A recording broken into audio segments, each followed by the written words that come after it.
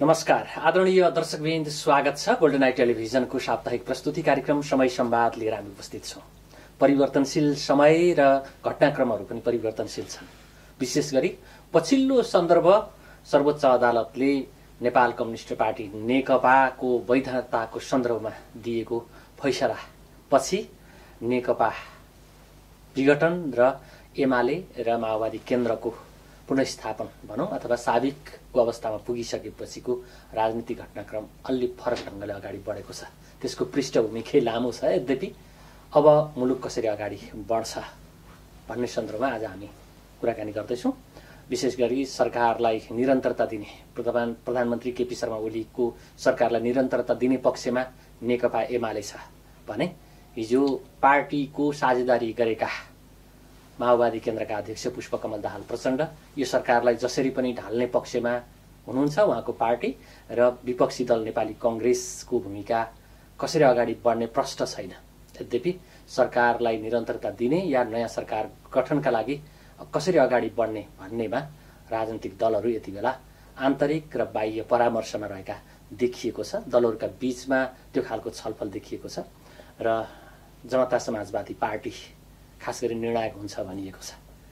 त्यति मात्रै होइन, संसदभित्र पनि प्रधानमन्त्री र सभामुखको बीचमा केही टकरावको स्थिति छ भनिएको छ। यो खालको स्थिति आउनुको पछाडि के हुन सक्छ र यहाँबाट अब मुलुक कसरी अगाडि बढ्ला र प्रधानमन्त्री र सभामुखको बीचमा टकराव आउँदाखेरि त्यसलाई निरूपण गर्ने उपायहरू के हुन सक्छन्। एकजना अनुभवी र विगतमा पनि यस्तै खालको राजनीतिक उथलपुथल भएको बेला संसद सम्हाल्नु भएका भन्नुपर्छ संसदका पूर्व सभामुख एवं नेपाली कांग्रेसका पूर्व महामन्त्री हामीसँग यति बेला स्टुडियोमा हुनुहुन्छ। तारानाथ राणाबाट स्वागत छ तपाईलाई। धन्यवाद छ यहाँलाई। अब राजनीति भने त यस्तै यस्तै हो, सिधा बाटोमा कहिल्यै बग्दैन भन्ने गरिन्थ्यो। त्यो हामीले राम्रोसँग भोगिरहेछौँ होइन। मैले यहीँबाट सुरु गरेँ। राजनीति सिधा बाटोमा हिँड्दैन, यो युनिभर्सल ट्रुथ हो। तर सिधा बाटो भनेको खतरनाक मोड लिएर तपाईको दुर्घटना निम्त्याउने बाटो पनि होइन। अहिले दुर्घटना निम्त्याउने बाटोमा छ अथवा सम्हालिन्छ यहाँबाट? सम्हालिने म देख्दिनँ। सम्हालिने अर्थ भनेको नेपालको राजनीतिलाई दुई अर्थमा हेरौँ। हजुर, हाम्रो विगतका अनुभवदेखि लिएर र अहिले त अलिकति अपरिपक्वता लिडरसिपमा त्यस्तो देखिन्छ क्या। किनभने नयाँ जेनेरेसन, हाम्रो जेनेरेसन आयो नि। हिजोको जेनेरेसन चाहे त्यो कम्युनिस्टका नेताहरू हुन् चाहे हाम्रो पार्टीका नेताहरू पिपीदेखि यहाँसम्म राजनीतिक आग्रह राख्दाखेरि पनि मुलुकको अस्तित्व र स्वतन्त्रतालाई गम्भीरतापूर्वक निहालेर निर्णय लिने गर्थे। अहिले राजनीति खेलबाडको विषय जस्तो भयो क्या। सामान्य दुईटा साथी, त्यो पनि प्राइमेरी स्कुलका बच्चाहरू झगडा गरे जस्तो नि, म देखाइदिउँला पक्न भने जस्तो। कोही प्रधानमन्त्री रहेका, कोही प्रधानमन्त्री भएका, कोही नरहेका, कोही बन्ने आकांक्षा राखेका होइन। त्यस ढङ्गको माने मुलुकको अहिलेको प्रतिष्ठा, अहिले त ओपन छ नि सोसाइटी, संसार ग्लोबल भिलेज हो नि यो होइन।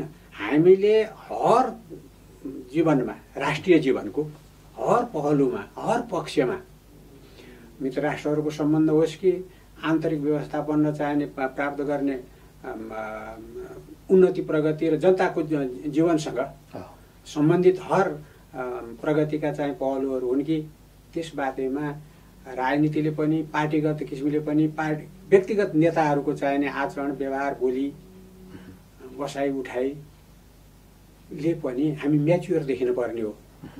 प्रजातन्त्र आएको र प्रजातान्त्रिक अभ्यास सुरु भएको त 7 सालदेखि हो नि। छोटो अवधि होइन यो, छोटो अवधि होइन नि, म्याच्योर भइसक्यो नि। सतत विभिन्न खालका खेल खेल्दै आए राजनीतिक दलका नेताहरू। अहिलेकै नेतृत्वमा देखिएका नेताहरू पनि ती खेलहरूमा सामेल भएका हुन् होइन। सच्चिने कुरा होइन, जनताको जीविकाको सन्दर्भमा अलिकति महसुस गर्ने कुरा यिनीहरूबाट किन हुन नसके? त्यही त 77 उतापट्टि हामी सामन्तहरूलाई चाहिने हाम्रै आफ्नै दाजुभाइ।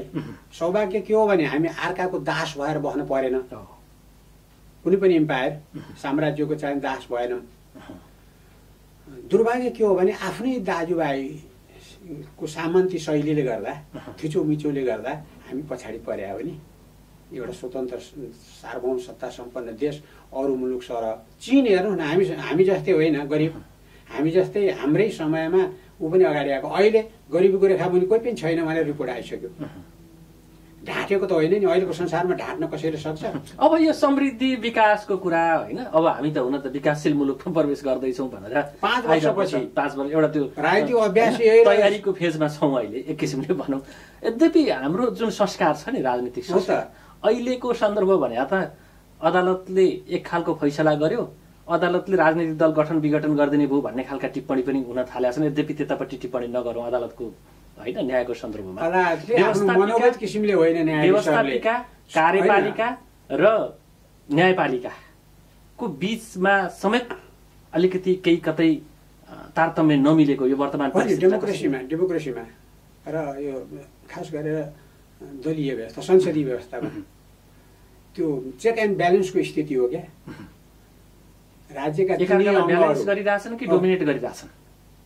अभ्यास चाहिँ नि तपाईँको यो राजनीतिक पार्टीहरूले खेल्ने भूमिकामा र राजनीतिक नेताहरूले पार्ने प्रभावमा, राजनीतिक नेताहरूले पार्ने प्रभाव भनेको मुलुकभित्रको आफ्नो अस्तित्व र स्ट्रेन्थका कारण र मुलुक बाहिरको शक्ति केन्द्रहरूसँगको आफ्नो सम्बन्धको आकार र त्यसको चाहिने प्रभावका कारण यहाँ राख्छ क्या। उदाहरणका लागि तपाईँले कुनै एउटा ठुलो अफिसर चाहिने तपाईँले नियुक्ति गर्नुपर्ने भयो भने या त ऊ आफ्नो पार्टीको प्रभावका कारणले चाहिने एउटा अर्थ राख्छ, या ऊ कुनै शक्ति केन्द्रको चाहिने गोटीका कारणले ऊ अर्थ राख्छ। नेपाल त्यस्तो हो कि यस्तो। फेरि हाम्रो जस्तो त भूबनोट र स्ट्रेटेजिक महत्त्वको हिसाबले त सेन्सिटिभ ठाउँमा छौँ नि हामी। यहाँ त लिडरसिपले अलिकति विवेक गुमायो। लिडरसिपमा चाहिने त्यो आफ्नो स्वाभिमान र आफ्नो माटोको प्रतिको चाहिने उसको उत्तरदायित्व, मुलुकका प्रतिको र जनताप्रतिको उत्तरदायित्व चाहिने एक प्रकारको कमजोर भयो भने त यस्तै हो नि। संस्थाका त अहिले यो बाह्य हस्तक्षेपको सन्दर्भको कुरा छ नि, देशको नक्सा जारी गर्न सिङ्गो देश एकजुट हुन्छ होइन, त्यो जारी भइसकेपछि फेरि अरू कसैले महिला विरुद्ध प्रयोग गर्यो भनेर प्रधानमन्त्री बोल्नुपर्ने स्थिति हुन्छ होइन। त्यति मात्रै होइन, हाम्रो न्यायालयले दिने न्यायको सन्दर्भमा पनि कहीँ कतैबाट प्रभावित भएर टिप्पणी गर्ने गरिन्छ। यति हल्का विषय हो होइन यो हस्तक्षेपको विषय? होइन। अहिले न्यायालयको विषयमा त विषयान्तर गर्नका लागि किन यदि गम्भीरतापूर्वक, त्यही त म निवेदन गर्दैछु, यदि गम्भीरतापूर्वक संविधानलाई हेर्नुभयो भने, संविधानको अध्ययन गर्नुभयो भने, संविधानको अक्षर र भावनाको विश्लेषण गर्नुभयो भने अदालतहरूले आफ्नो बाटो छोडेका छैन। जसरी अहिले सर्वसाधारणमा एउटा प्रभाव दिन खोजेका छन् नि, निहित स्वार्थका कारणले, त्यो दलीय गुटका, दलभित्रको गुटका कारणले वा दलीय कारणले, एकअर्काको प्रतिस्पर्धाका कारणले वा कसैसँगको सामिप्यता र एउटा डिफरेन्सका कारणले बाह्य शक्तिसँगको, त्यसलाई अर्थ लगाउनु त भिन्दै हो। तर इमान्दारीपूर्वक अहिले हाम्रो सर्वोच्च अदालतले दिएका फैसलाहरूलाई हेऱ्यो भने त्यो संविधानभन्दा बाहिर गएको देखिँदैन। त्यहाँ मनोगत किसिमले वा प्रभावमा परेर वा चाहिने व्यक्तिगत उसका कारणले, सम्बन्धका कारणले फैसलाहरू भएका देखिँदैनन्। तर त्यसले नेपालको एउटा धार जो डेभिएट हुन थालेको थियो नि, हामी त स्मुथली जान पाएको छैनौँ नि। स्मुथली जान त 7 सालदेखि नै पाएको छैनौँ। अस्ति म एउटा कुरा सम्झेँ, म त तपाईँले सम्झाउनुहुन्छ र अप्ठ्यारो पार्नुहुन्छ भनेको पर्सनल चाहिँ त्यो तानिहाल्यो। पुष्पकमलजीले अस्ति भन्नुभयो नि, इन्डियासँग कम्फर्टेबल गभर्मेन्टको आवश्यकता पर्छ, त्यसैले हामी फलानु पार्टी नेपाली काङ्ग्रेसलाई समेत लिएर मिलेर त्यो कम्फर्टेबल गभर्मेन्ट बनाउने प्रक्रियामा छौँ भन्नुभयो नि। अब त्यत्रो 2 पटक प्रधानमन्त्री भइसकेको, त्यत्रो जनयुद्ध 10 वर्ष हाँकेर मुलुकलाई सजिलो दिशामा हो कि अस्थिलो दिशामा हो कि घाटामा हो कि नाफामा कसरी लानुभयो उहाँले आफूले आफ्नो आत्ममूल्याङ्कन गर्ने समय छ अझै। तर एउटा सार्वभौम सत्ता सम्पन्न देश, संवैधानिक आधारमा चलेको चाहिँ राजनीतिक परिपाटी र शासकीय परिपाटी भएको देशमा एउटा पोलिटिकल लिडर, त्यो लिडर मात्रै होइन, मुलुकलाई शासन गरेको कार्यकारी प्रमुख 2 पटक भएको मान्छेले एउटा मित्र राष्ट्रको कम्फर्टेबल गभर्मेन्ट हुनुपर्छ भने, यद्यपि त्यो रियालिटी नै होला। 7 सालमा क्रान्ति भयो। म तपाईँलाई एउटा सानो कुरा, कति बोल्ने कति नबोल्ने हाम्रा नेताहरू छैन पाउँदैन, न त्यसको न उसको कुरा छ, न त्यसले चाहिने सर्वसाधारण जनता यद्यपि बोल्दैन, तर त्यसले मूल्याङ्कनको क्षमता राख्दैन भन्ने कुरा अनुमान गर्न हुँदैन। भनेको कहीँ न कहीँबाट प्रभावित छ मुलुकको एकदम आन्तरिक राजनीति। त्यस्तो केटाकेटीपनले चाहिँ नि नेपालका गभर्मेन्टहरू भारतको कम्फर्टेबल हुने भन्ने कुरो व्यावहारिक रूपमा म तपाईँलाई निवेदन गरौँ, तपाईँले कोटिसकेपछि भन्नै पर्छ। 7 सालदेखि यता भारत हाम्रो मित्र राष्ट्र हो। भाषाले चाहिने, रङ्गले, लवाई खवाईले, भूगोलले पनि तिनतिर चाहिने खुला सीमा छ। आवत आवत सुख धर्म संस्कृति सबैले हामी समान जस्तै देखिन्छौँ नि, नजिक जस्तो देखिन्छौँ नि। तर त्यसको अर्थ हाम्रो सार्वभौमिकता, हाम्रो स्वतन्त्रता, हाम्रो राजनीतिक एडमिनिस्ट्रेसनका परिस्थितिहरू, आफ्नो आत्मविकास गर्ने चाहिने परिपाटीको चाहिने उसमा त हामी स्याटेलाइट त होइन नि। तर त्यो खोजी गरेको छ क्या। 7 सालको स्वाभाविक परिवर्तनपछि स्वाभाविक प्रधानमन्त्रीको स्वाभाविक हकदार भनेको बिपी कोइराला हो। तर त्यही पुष्पकमलजीको चाहिने शब्दलाई सम्झनुभयो कम्फर्टेबल गभर्मेन्ट भारतको भन्यो भने त मातृका प्रसाद देखिँदो रहेछ नि। एउटा उदाहरण भनेको पार्टी एउटै भएर पनि हुँदो रहेन होइन, एउटै दाजुभाइ भएर पनि हुँदो रहेनछ। अनि त्यसपछिको चाहिँ त अर्को ठुलो परिवर्तनको पछिको 46 सालपछि परिवर्तन भयो नि। कृष्णप्रसाद भट्टराई रोएर निस्कनु परेन? त्यो कम्फर्टेबल नभएका कारणले हो। यहाँ त राजाको कम्फर्टेबल हुनुपर्ने, अनि आफ्नै पार्टीको सभापतिको कम्फर्टेबल हुनुपर्ने, आफ्नो घनिष्ठ मित्र सम्मानित मित्रको कम्फर्टेबल हुनुपर्ने। हाम्रो चाहिने नियति नै त्यही भयो। दुर्भाग्य जनताको कम्फर्टेबल हुन भएन। संवेदनशीलै छैनौँ हामी। नेपाली काङ्ग्रेस त हुन सकेन भने अरू मैले कसैलाई चाहिने तल पार्न वा कसैलाई चाहिँ नेपाली काङ्ग्रेस त हुन सकेन भन्नुभएको छ। म यो शब्दावली विषयमा पछि राख्नुहोस्, अलिकति मैले सोध्न खोजेको, मैले अगाडि कार्यपालिका न्यायपालिका व्यवस्थापिकाको बिचको टकरावको सन्दर्भलाई कोट्याउँदै थिएँ। जुन खालको प्रधानमन्त्रीज्यू र सभामुखज्यूको सम्बन्धको विषयमा अहिले चर्चा हुँदैछ नि, त्यो भने चाहिँ सरकार र संसद सर्वकालिक सोध्न थाल्नुभयो कि अहिलेको वर्तमानको सन्दर्भ, जुन संविधान के अरे हाम्रो संसदमा पेश हुनुपर्ने कतिपय विधेयकका सन्दर्भहरू होलान् होइन, अन्य राष्ट्रहरूले दिएका सहयोगलाई स्वीकार्ने सन्दर्भहरू होलान्, यहाँले हेरिरहनु भएको छ। कस्तो देख्नुहुन्छ? यो स्वाभाविक छ अथवा यो खालको ब्यालेन्स गर्नुपर्दथ्यो भइरहेछ? कहिले टटकारो देखिने गरेर, कहिले महसुस हुने गरेर। महसुस हुने भनेको जो सेन्सिटिभ छ, जो क्रिटिकल छ, जो गम्भीरतापूर्वक मुलुकको समग्र परिस्थिति र जनताको भावना र यता सरकार र चाहिने सरकार बनाउने संस्था पार्लियामेन्ट, सरकार जसका प्रति उत्तरदायी हुन्छ, जनताको प्रतिनिधि जहाँ रहन्छन्, जनताका वारिस रहने, ती वारिसप्रति रेस्पोन्सिबल गभर्मेन्ट हुने। हेर्नुहोस् कस्तो लिङ्केज छ नि। अनि तर हामी यहाँलाई पृथक बनाएर, जनता तत्त्व भिन्दै हो, त्यसको 5 वर्षमा 1 दिन हो त्यसको भूमिका, त्यसपछि ऊ अर्थको विषय नै होइन, त्यसपछि संसद हुन्छ, त्यसको भूमिका भनेको वर्षको एकपटक आउँछ, सरकारले दिएको नीति कार्यक्रम पास गर्ने र बजेट पास गरिदिने अक्षरश। अनि सरकारले चाहिँ मन परि गरे पनि ऊ मुखदर्शक भएर हेरिदिनु पर्ने त्यो सम्बन्ध। अनि संविधान एकातिर छ, कानुन एकातिर छ, नर्म्स एकातिर छ, जनभावना एकातिर छ, मन परि शासन गर्ने र व्यक्तिगत स्वार्थका निम्ति, गुटगत स्वार्थका निम्ति, पार्टीगत स्वार्थका निम्ति र आफ्ना प्रभुहरूको इच्छालाई चाहिँ परिपूर्ति गर्नका लागि काम गर्ने सरकारको हुन्छ। यो त आम प्रचलनको विषय हो क्या। तपाईँले नेपाली काङ्ग्रेस ब्यालेन्स गरिदिएको छ अथवा छैन संसदले सरकारलाई, अथवा सरकारले त्यो अनुरूपको दायित्व निर्वाह गरेको छ कि छैन? कहाँ सकेको छ? प्रश्न त यहाँ हो नि, उहाँहरूको बिचको सम्बन्ध के भन्ने जुन बेला सुन्नु न, कस्ता नेताहरू हुनुहुन्थ्यो, ती नेताहरूको टाइममा त ब्यालेन्स गर्न सकेन। जुन बेला मनमोहन कम्युनिस्ट पार्टीको नाम लिँदा मनमोहनलाई लिनुपर्छ होइन, यता काङ्ग्रेसप्रति त बिपी कोइरालादेखि लिएर, बिपी कोइराला त पछिल्लो अवस्थामा हुनुहुन्न, सुवर्णजी हुनुहुन्न, तर पछिल्लो अवस्थामा कृष्णप्रसाद भट्टराई र गणेश हिमालजी त हुनुहुन्थ्यो नि। उहाँहरूले त सम्हाल्न नसकेको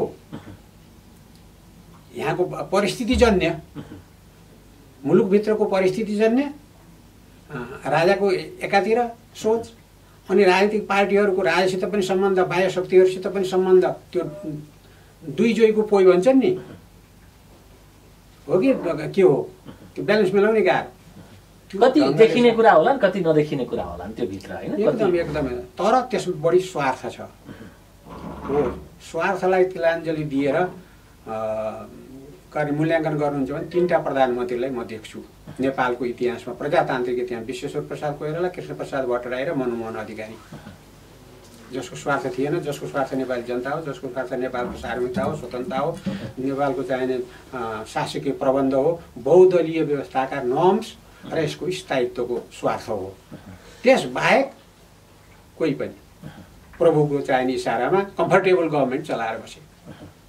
एमसिसीको सन्दर्भ मैले अलिक किचेरै भने तपाईँलाई, सभामुखले संसदमा प्रवेश नगराएको विषय हाम्रो प्रधानमन्त्रीज्यू अलिकति बढी आक्रोशित भएको विषय देखिन्छ होइन। त्यसपछिका घटनाक्रमहरू त अझै ताजै छन्, कति कसरी अगाडि बढ्छ भन्ने अझै हेर्न बाँकी होला। संसद विघटन भएर पुनस्थापित भएर फेरि यो अवस्थामा आएको छ। हामी तपाईँले प्रारम्भमै पृष्ठभूमिमा भन्नुभएको थियो नि, हामी त विकासोन्मुख राष्ट्र पनि हुन सकेका छैनौँ नि, अन्डर डेभलप नै छौँ नि। अझै 5 वर्ष भने 5 वर्ष भनेको 5 युग पनि हुनसक्छ है। नेपालको यस्तै प्र्याक्टिस हो भने, यस्तै गैर रेस्पोन्सिबल दलहरू र दलका नेताहरू निस्क्यो भने, यस्तै चाहिने स्थायी र शान्ति र स्थायित्वको आधारमा शासन हुन सकेन भने, जनताको म्यान्डेट र त्यसको भावना विपरीत सरकार चल्ने र संसद चल्ने परिपाटी रहिरह्यो भने 5 वर्ष भनेको 5 युग पनि हुनसक्छ। होइन, तपाईँ ठोस जवाफ दिनु भएन। म दिन्छु कृपा गरेर, तर त्यो अवधिभित्र एमसिसीलाई सोध्नु पर्यो नि। पैसा भन्ने बित्तिकै आँखा गइहाल्यो। पैसा भन्ने बित्तिकै आफ्नो नैतिकता, आफ्नो चाहिने आचरण, आफ्नो चाहिने चरित्र, आफ्नो चाहिने जनताप्रतिको उत्तरदायित्व, मुलुकको चाहिने मूल कानुनले वा प्रचलित कानुनहरूले सीमित गरेको सीमा वा बहुदलीय व्यवस्था र तिनका लिडरहरूको चाहिँ एउटा मान्यता हुन्छ नि, विश्वव्यापी मान्यता छ नि, नर्म्सहरू छ नि, त्यो नर्म्स विपरीत पैसा देख्ने बित्तिकै कम्प्रोमाइज कहाँ भएको छैन नेपालमा। देख्नु भएको छैन कस्ता कस्ता चाहिने घटनाहरू घटेका छन्, कसका नाम आएछन्। यहाँ त रिसले भन्यो, एउटा पार्टीले अर्को पार्टीलाई रिसले भन्छ, एउटा गुटले अर्को गुटले। तर ट्रान्सपरेन्सी इन्टरनेसनलको रिपोर्ट त निष्पक्ष त होला नि, कि पक्षपात हो? पक्षपात हो भन्छन् कसैले। कहाँ पक्षपात हुन्छ? त्यो एउटा इन्टरनेसनल ख्याति प्राप्त स्थायी एउटा चाहिने संस्थाले नेपालसित त्यो गरेर नेपालमा नभएको एउटा कुरा 1 वर्षका लागि लेखिदिएर उसले आफ्नो सारा क्रेडिट कुनै राजनीतिक दलको निकट बन्न पर्ला र आफ्नो कमाएको चाहिँ त्यो जुन सम्मान हो, विश्वव्यापी सम्मान, त्यसलाई चाहिँ धारापमा राखेर नेपालबारे टिप्पणी लेख्छ। यथार्थ हो त्यो। नेपाली जनताको अध्ययनमा यथार्थ हो, छिमेकीहरूको अध्ययनमा यथार्थ हो, नेपाललाई दिने दाताहरूको उसमा, मित्र राष्ट्रहरूको आँखामा सबै यथार्थ हो। त्यो हामी यति करप्ट छौँ भनेको हाम्रो मानसिकता कस्ता छन् भन्ने विषय यहाँभन्दा बढी त्यो विषयमा नजाउँ होइन। अब वर्तमान विकसित घटनाक्रमको सन्दर्भ होइन, प्रधानमन्त्रीज्यूले नैतिकताको आधारमा राजीनामा दिनुपर्छ भनेर भने अन्य राजनीतिक दलहरू होइन, उहाँले चाहिँ संसदमा झन् आफू कम्फर्टेबल भएको महसुस गरिरहनु भएको छ अहिले होइन। अब केपी शर्मा ओलीको वर्तमान सत्तालाई निरन्तरता दिने या वैकल्पिक अरू समीकरण बन्ने भन्ने नै अहिले राजनीतिको चर्चाको विषय छ। यसमा नेपाली कङ्ग्रेसको भूमिका अहिले सही छ अथवा ऊ चाहिँ अलि सक्रिय बन्नु पर्थ्यो के ठान्नु? हजुरले प्रश्न गर्नुभयो, आफ्नो बारेमा बोल्नु पर्ने। CG Brows and Nails Training Institute, Chibledunga Pokhara, opposite to Vishal Bazar. Our services: nail extension and refill remove, eyelash extension, eyelash lifting, microblading, manicure pedicure, full body waxing, bikini wax, makeup, facial treatment, hair care, hair color, hair cut and more. Join our courses: nail technician, microblading, manicure pedicure, eyelash extension, eyelash lifting, makeup and hairstyle with hairbrush makeup, haircut, full body wax including bikini wax, micropigmentation. CG Brows and Nails Training Institute, Chibledunga Pokhara, opposite to Vishal Bazar. Contact 061-536-430 and 461-974, 9826-104628 and 9856026492.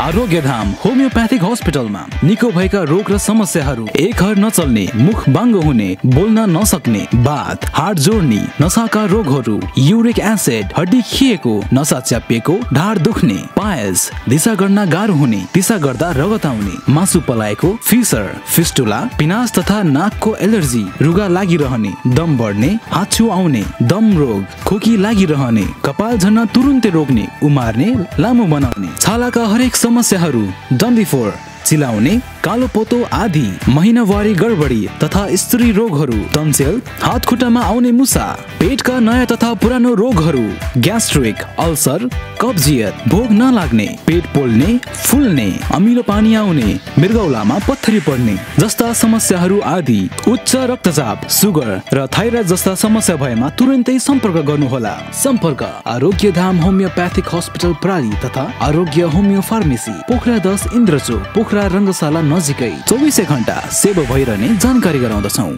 विगत 12 वर्षदेखि Annapurna super market भित्र रहेको DS hanger and dummy house अब नयाँ उत्साह सहित पन्थीगल्ली सर्वेश्वर मार्ग पन्थीरेरी अगाडिको घर एक तला माथि सुरु गरिएको जानकारी सम्पूर्ण ग्राहक वर्गमा गराउँदछौँ।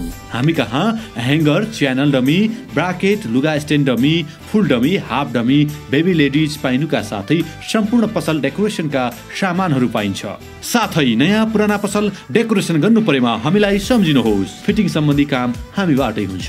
सम्पर्क DS hanger and dummy house, Sarveshwar Marg Panthigalli, Pokhara. Phone number 061 530 496, mobile number 98560 29 842, 98 462 030 80। Proprietor Deepak Prasad Sharma. Hello students, are you planning for abroad study for your bright future? No need to worry about it. We provide you the best IELTS, TOEFL, PT course for fulfill your dream to study in Australia, America, Canada, Europe or Japan. The best and counseling service about your choice of the study with any destination of the world. Visit us at our office, Genius Education and Multi-Service Prali, New Road, Darbar Marga, Pokhara. Contact us 061 530 711. Mobile 98460 44555.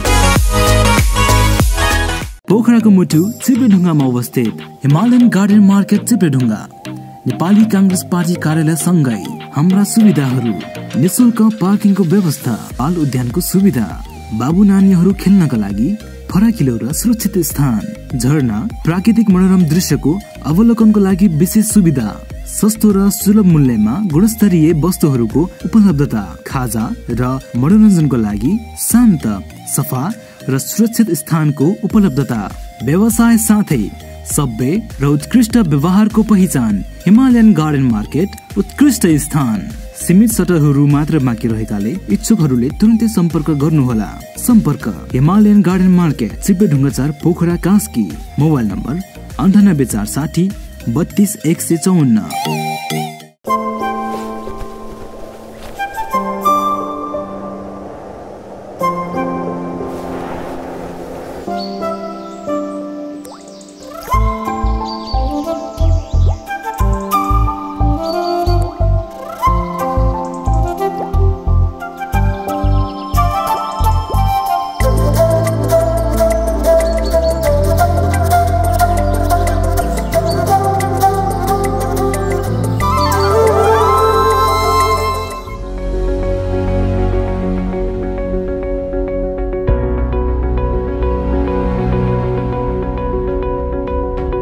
Experience of the purity of nature.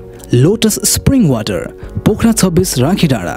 Contact 981911 6170 98560 4193.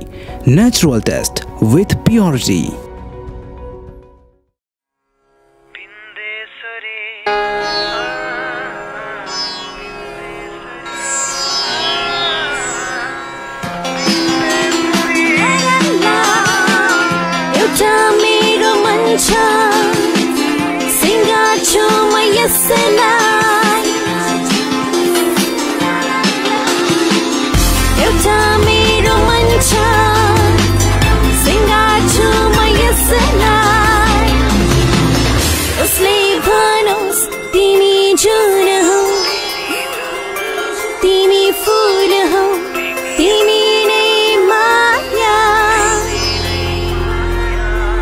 Nandesuri Home Center and Furniture.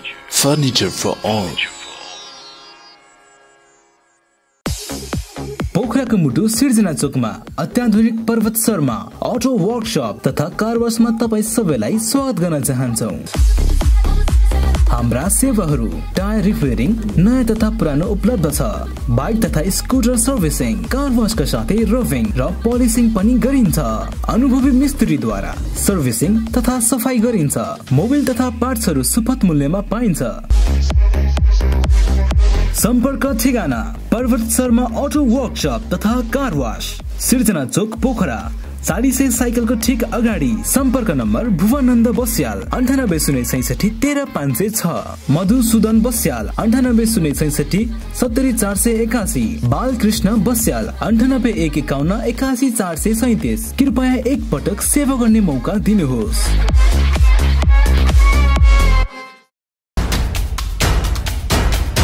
Nepali कांग्रेसको भूमिका अहिले सही छ अथवा उ चाहिँ अलि सक्रिय बन्नु पर्थ्यो के ठान्नु? हजुरले प्रश्न गर्नुभयो, आफ्नो बारेमा बोल्नु पर्ने होइन। नेपाली कांग्रेसलाई कोट्याएपछि त म आफ्नो बारेमा बोल्छु नि, आफ्नो पार्टीको बारेमा। प्रमुख प्रतिपक्षी हो, बुझेँ। Waiting prime minister. जनताले विगत निर्वाचनमा दिएको म्यान्डेटलाई हेर्यो भने तिमीहरू रेस्पोन्सिबल अपोजिसनका रूपमा बस संसदमा भनेर भने हो नि, आदेश त त्यो हो नि। त्यो उसको ठिक अगाडि अलिकति अगाडि बढेर फेरि दुईटा कम्युनिस्ट पार्टीहरू आपसमा मिले। झन् जनताको त्यो सदाशयता, त्यो मुलुकका प्रतिको चिन्ता र आफ्नो भाग्य र भविष्यका प्रतिको चाहिने आस्थाका कारणले निर्धारित गरेको पोजिसनमा त झन् दायित्व बढेको थियो नेपाली कांग्रेसको। दुईटा कम्युनिस्ट पार्टी मिलेर गभर्मेन्ट बनाउँदाखेरि, दुईटा कम्युनिस्ट पार्टी मिलेर बनेको गभर्मेन्टमा के कति कारणले हो, राजनीतिक कारणले, अरू व्यावहारिक कारणले पनि फाटो पर्दै गयो। जो भैँमा देखिएको छ, अहिले ग्राउन्डमा देखिया छ नि। कति अपशब्द, कस्ता गाली गलौज, कति चाहिने निज, कति चाहिने एउटा नसुहाउने क्या ढङ्गले प्रस्तुत भएका छन्। अनि कानुन ढङ्गले पनि सर्वोच्च अदालतका फैसलाहरूले पनि उनीहरूको चाहिने मेलमिलापलाई तोडिदियो र अहिले पुरानो अस्तित्वमा उनीहरू फर्किएका छन् र कसरी प्रस्तुत भएका छन् हामीले देखिरहेका छौँ।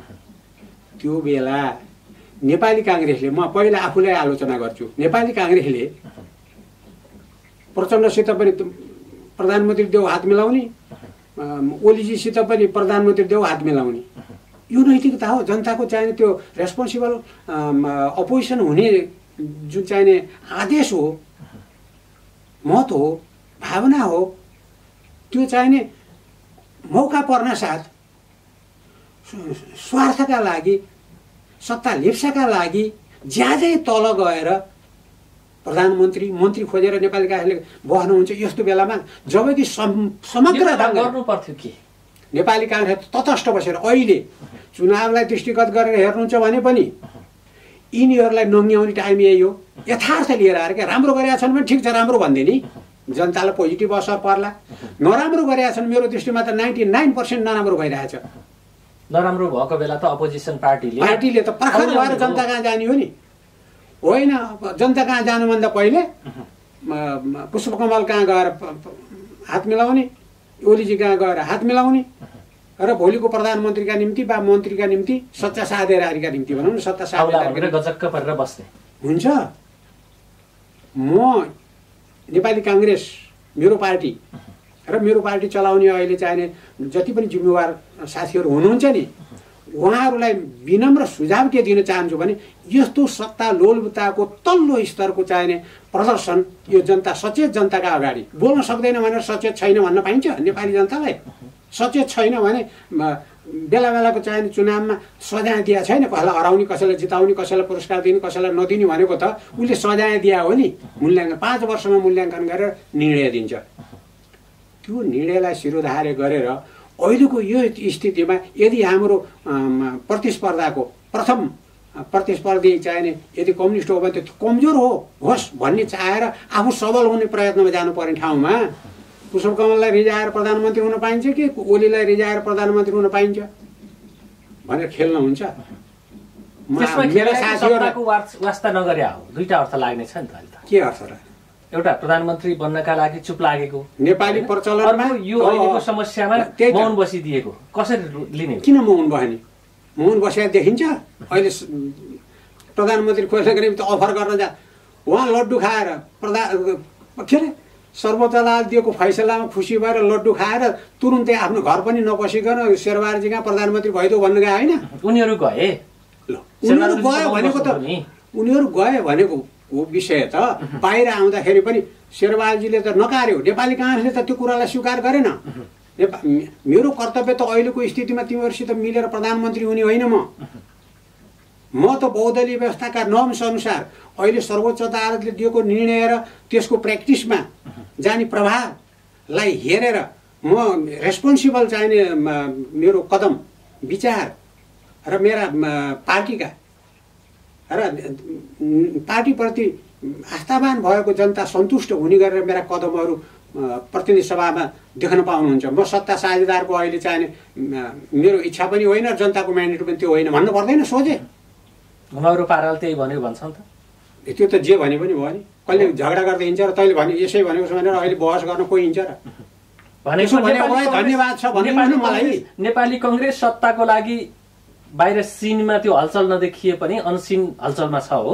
त्यसो भने जुगाले गर्छ नि यसो यसो यसो यसो कता टाँसिने भनेर, त्यही हो अहिले हाम्रो स्थिति। ए भनेपछि कता टाँसिने भन्ने अलमलमा हो एकदम। यसलाई वचन दिउँ हुँदैन कि उसलाई वचन दिउँ हुँदैन कि? त्योभन्दा चुप लाग्यो भने आनन्दै। सबभन्दा राम्रो चुप लाग्ने होइन कि सक्रिय हुने।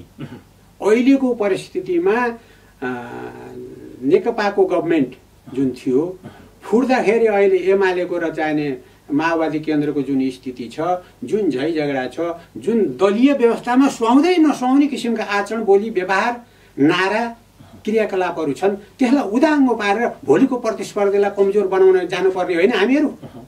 सारनाथ राणाबाट अहिले मेन स्ट्रिमको राजनीतिक सक्रियतामा हुनुहुन्न होइन, अथवा कुनै पदीय जिम्मेवारीमा हुनुहुन्न। यद्यपि हिजोका यस्ता खालका खेलहरू राम्रोसँग हेरेको निहालेको भोगेको मान्छे हो होइन।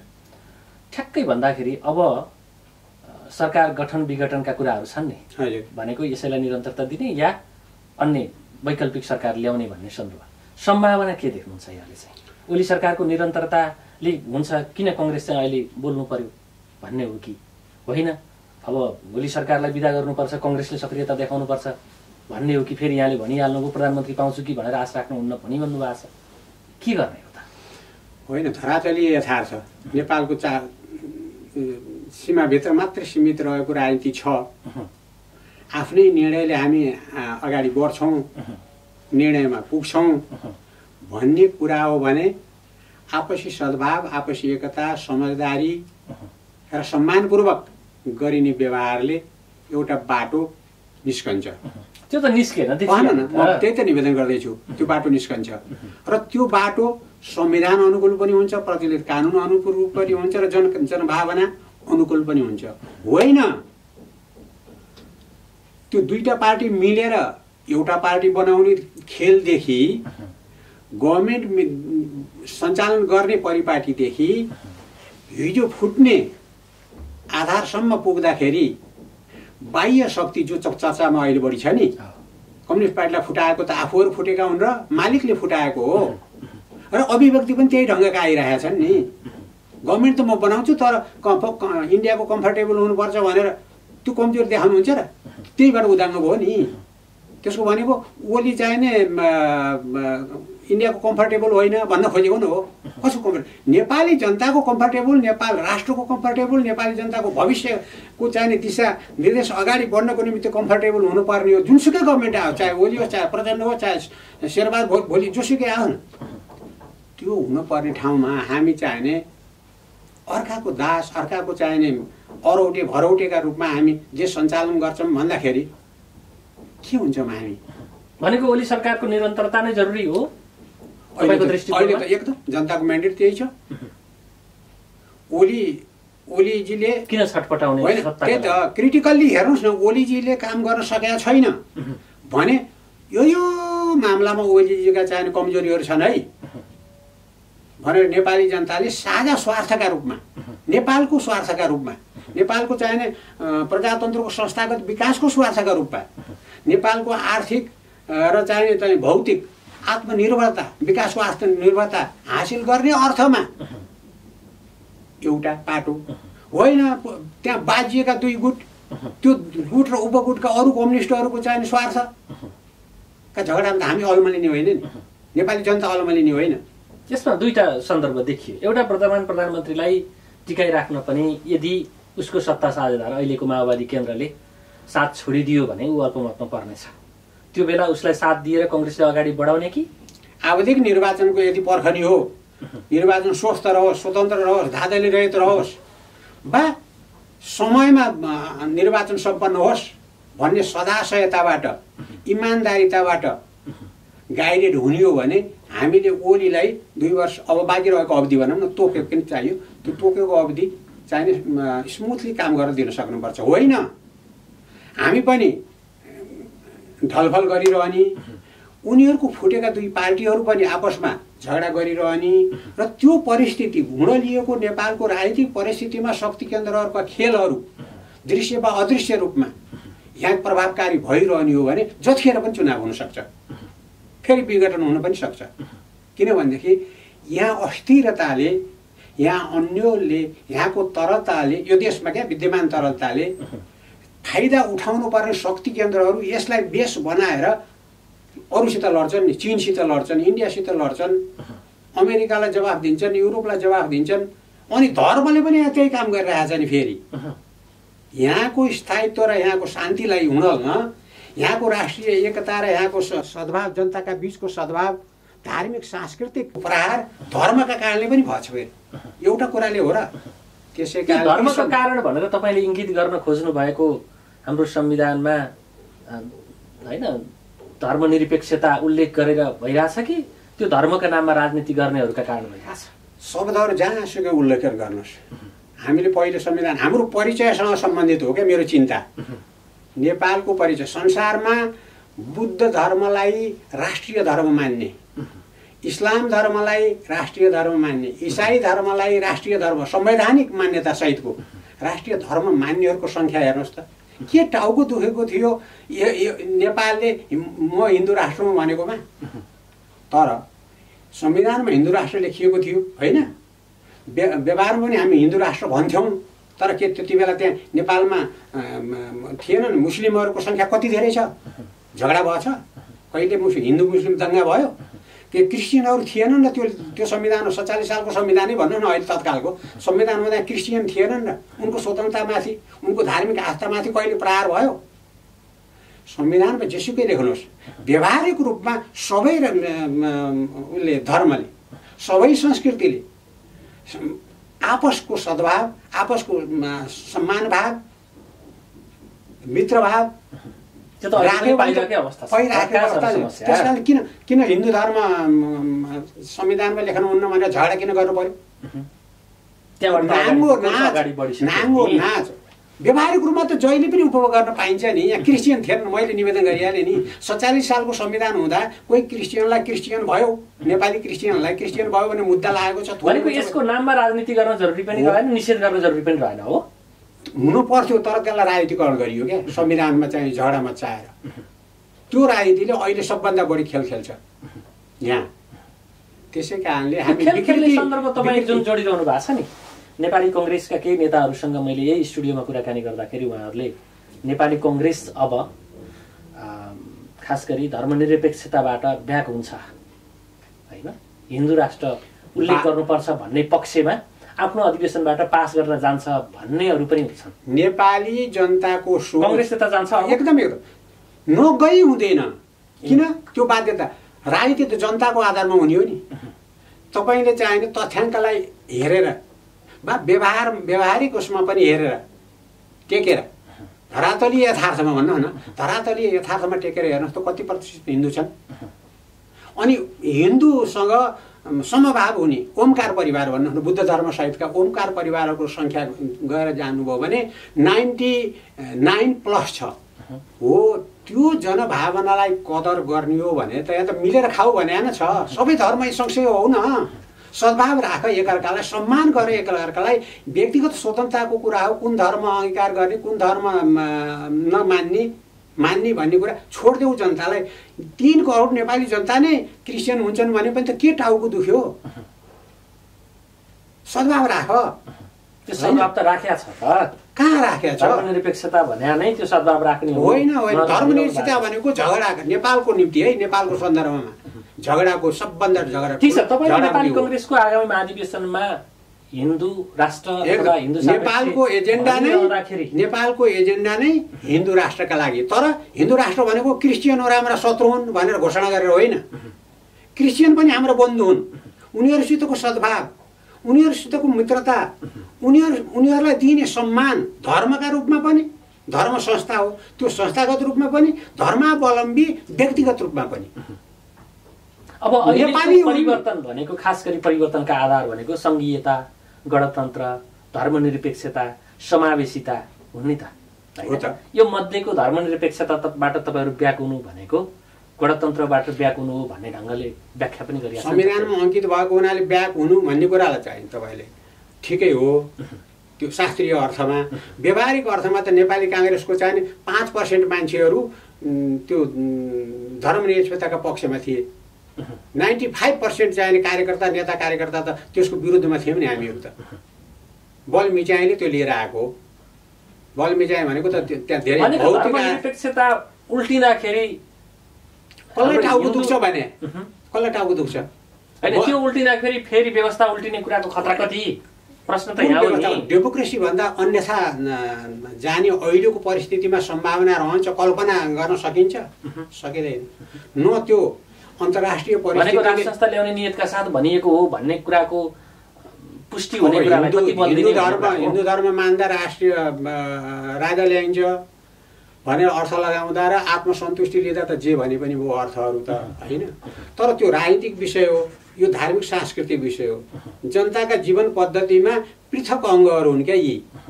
राजनीति एउटा अङ्ग हो हैन, आर्थिक सामाजिक विकास एउटा अङ्ग हो, धार्मिक सांस्कृतिक विकास र मान्यता अर्को अङ्ग हो। हामी एउटा अङ्गमा मात्रै कुरा गर्दैछौँ जसले राजनीतिमा प्रभाव पार्ला। अन्य कुराहरूलाई त्यति प्रभाव पार्दैन अहिलेको परिस्थितिमा। पार्दैन।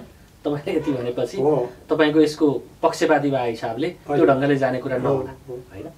नेपाली कांग्रेस नामैले लोकतान्त्रिक प्रजातान्त्रिक पार्टी कांग्रेस भनेपछि अहिलेसम्म नि अभ्यासले कांग्रेस भनेपछि प्रजातान्त्रिक भनिरहनु परेन।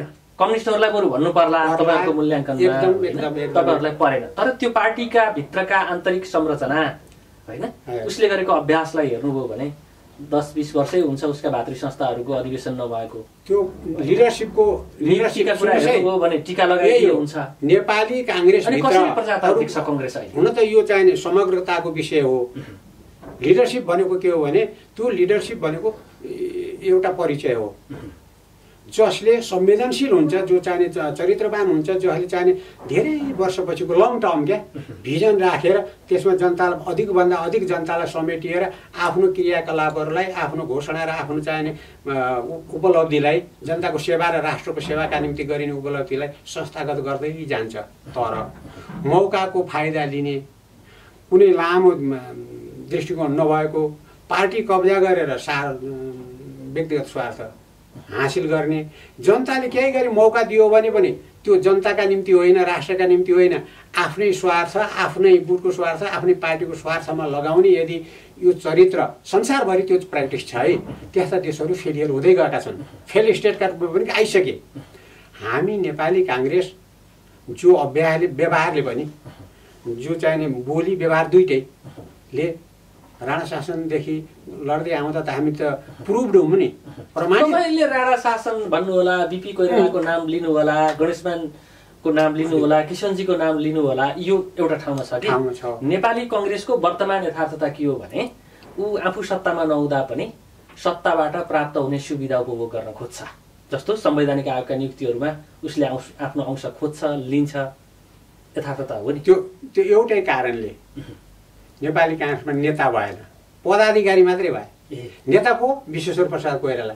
अब कहाँ त्यही त भन्दैछु म, निवेदन मेरो गराइ नै त्यही हो। विश्वेश्वर प्रसाद कोइराला हामी पाउन सक्दैनौँ। अब सुवर्णजी पाउन सक्दैनौँ, गणेशमानजी कृष्णजी पाउन सक्दैनौँ।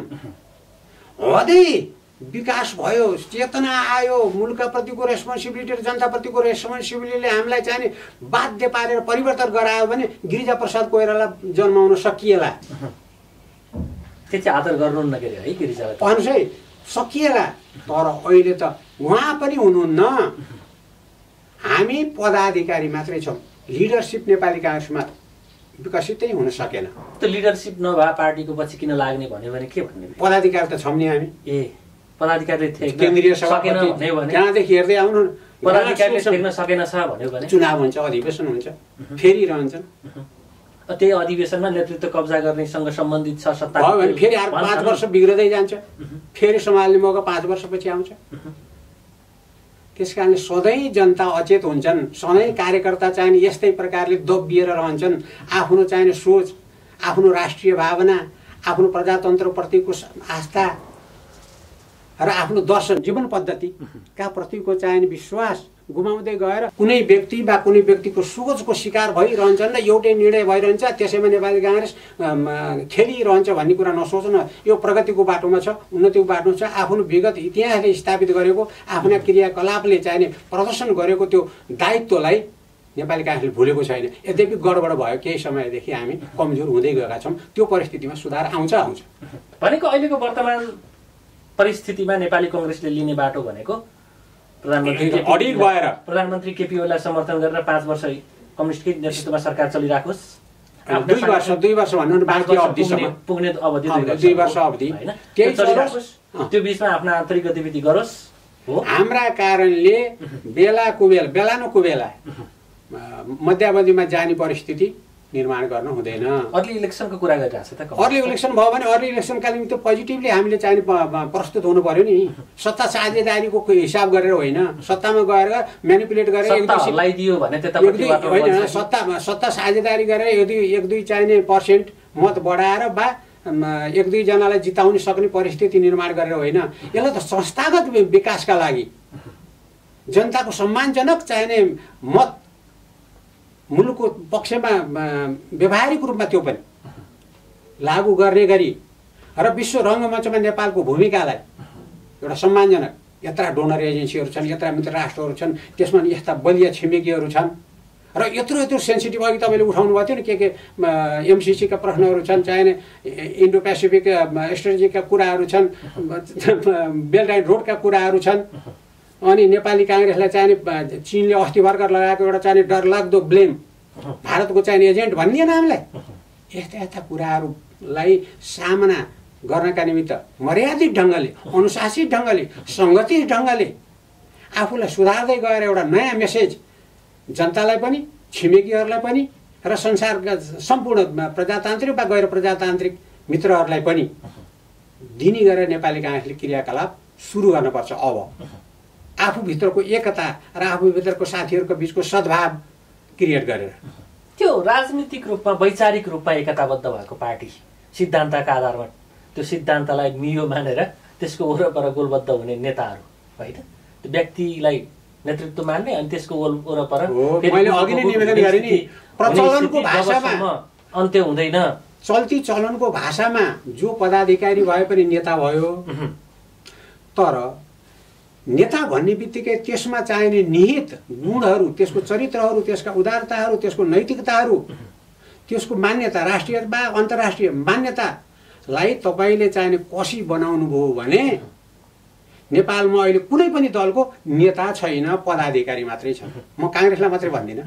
त्यस्तो खालको नेता भएको नेतृत्वमा टिक्ने होइन, त्यो नेतृत्व गर्न सक्ने विचारका आधारमा सबै राजनीतिक दलहरूमा हुने र ती राजनीतिक दलहरूको स्वच्छ प्रतिस्पर्धा हुने र त्यस मार्फत विकास र समृद्धि आउने स्थिति अझै पनि रहिरहोस्। यो देशको भविष्य छ, यो देशका जनताको स्वतन्त्र भविष्य छ, स्वाभिमानको भविष्य छ भने ढिलो वा चाँडो, ढिलो गऱ्यो भने त बर्बाद हुन्छ, चाँडोभन्दा चाँडो हरेक दल र हरेक दलका पदाधिकारीहरूमा एउटा नयाँ सोच र त्यो एकताबद्ध हुने सोच, सद्भावपूर्ण सोच, समझदारीपूर्ण सोच, मैत्रीपूर्ण सोच र यसलाई अझ एउटै शब्दमा भन्नुहुन्छ भने प्रजातान्त्रिक सोच विकसित हुनैपर्छ। त्यो भएको देख्न पाइयोस् सबै पाइयोस्। हजुर, यहाँलाई यो समयभित्रै भएको देख्न पाइयोस्। यहाँलाई यो महत्त्वपूर्ण समय संवाद विश्लेषण जानकारीका लागि धन्यवाद छ यहाँलाई, समय दिनुभयो, म आभारी छु। आदरणीय दर्शकवृन्द, आजको विषयमा हामीले कुराकानी गऱ्यौँ नेपाली कङ्ग्रेसका पूर्व महामन्त्री पूर्व सभामुख तारानाथ राणावाडसँगको कुराकानी तपाईँले हेरिसक्नु भएको छ। तिनजेलसम्म हामीलाई हेरिदिनु भयो, तपाईँ सम्पूर्ण दर्शकप्रति विशेष आभार प्रकट गर्छु र हाम्रो सम्पूर्ण युनिटका साथ मलाई पनि आज्ञा दिनुहोस्। नमस्कार।